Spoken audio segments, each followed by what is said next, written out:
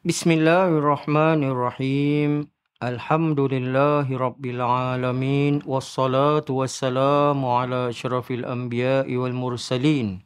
Sayyidina Muhammadin wa ala alihi wa sahbihi ajma'in. Amma ba'd.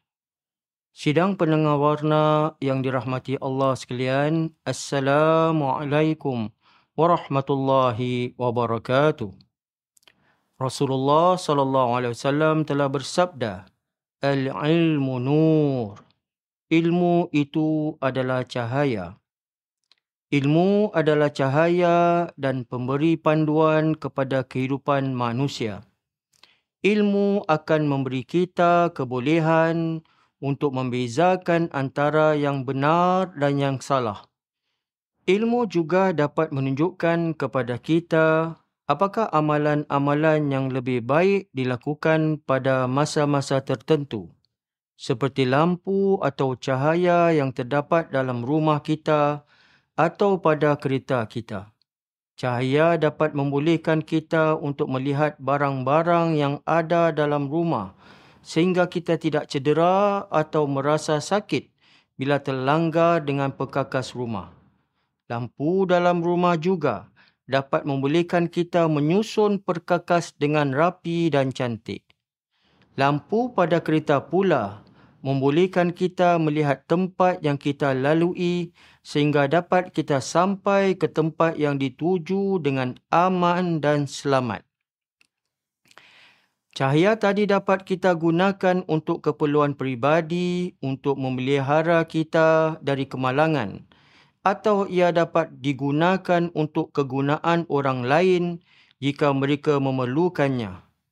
Lebih besar cahaya yang kita perolehi, lebih banyak lagi kemanfaatan yang boleh diberi kepada masyarakat.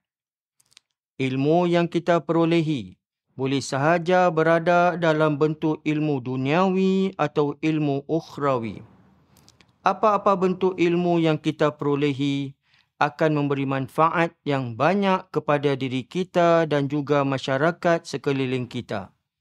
Imam Asy-Syafi'i telah berkata, Man arada ad-dunya fa'alaihi bil ilm, wa man arada al-akhirah fa'alaihi bil ilm. Sesiapa yang inginkan dunia, maka dia perlu mencari ilmu. Sesiapa yang inginkan akhirat, maka dia perlu mencari ilmu. Kedudukan ilmu dalam Islam diletakkan pada peringkat yang sangat tinggi. Bayangkan tuan-tuan dan puan-puan, perintah pertama yang diberikan kepada junjungan besar kita, Muhammad SAW adalah Iqra. Bacalah. Sidang pendengar warna yang dirahmati Allah sekalian. Dalam bulan Ramadan yang penuh barakah ini, kita perlu mengambil kesempatan untuk meningkatkan ilmu yang ada dalam dada kita. Mulakan dengan langkah yang kecil. Di sebahagian masjid-masjid, ada diadakan tazkirah pendek tentang kelebihan dan hukum ahkam tentang puasa dan Ramadan. Luangkan sedikit masa untuk kita mengambil manfaat darinya. Dan jika kita mempunyai kemusykilan agama, jangan sekali-kali kita merasa malu dan segan untuk bertanya.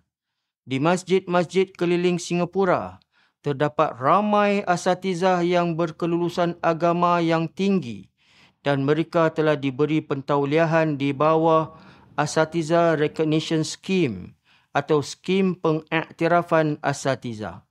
Bertemulah dan bertanyalah dengan mereka dan dapatkan informasi agama yang kita perlukan. Dalam skim ARS, kelulusan mereka telah diperiksa untuk memastikan bahawa setiap asatizah yang berdaftar di bawah skim ini adalah mereka yang telah memperolehi ilmu agama dari pusat-pusat pengajian tinggi yang telah diiktiraf. Sejauh ini, kita mempunyai kurang lebih 5,000 asatizah yang berdaftar.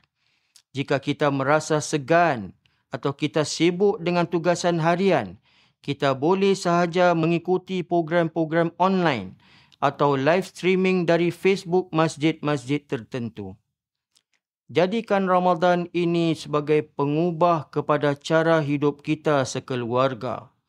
Para suami isteri atau ibu bapa boleh saja berbincang untuk mengatur program-program untuk keluarga masing-masing.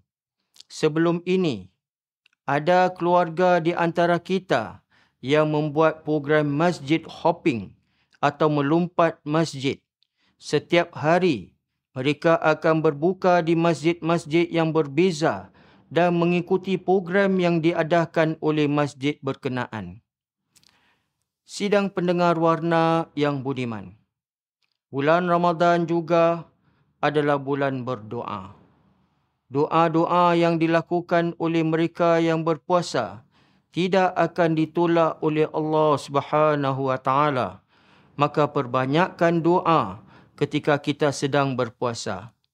Di antara doa yang boleh kita lakukan adalah untuk kesejahteraan kita dan anak-anak kita, terutama sekali bersangkut paut dengan ilmu.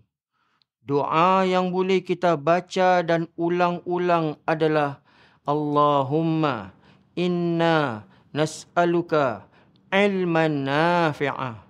Ya Allah, kurniakanlah kami ilmu yang bermanfaat. Ilmu yang bermanfaat adalah ilmu yang betul dan tepat.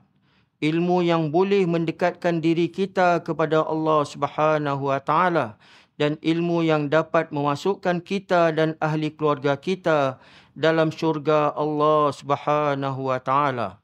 Semoga Allah Subhanahu wa taala kurniakan kita semua kesihatan yang baik seluruh hidup kita. Amin. Ya Rabbal Alamin. Sekian. Wabillahi taufiq wal hidayah. Wassalamualaikum warahmatullahi wabarakatuh. Selamat berbuka puasa.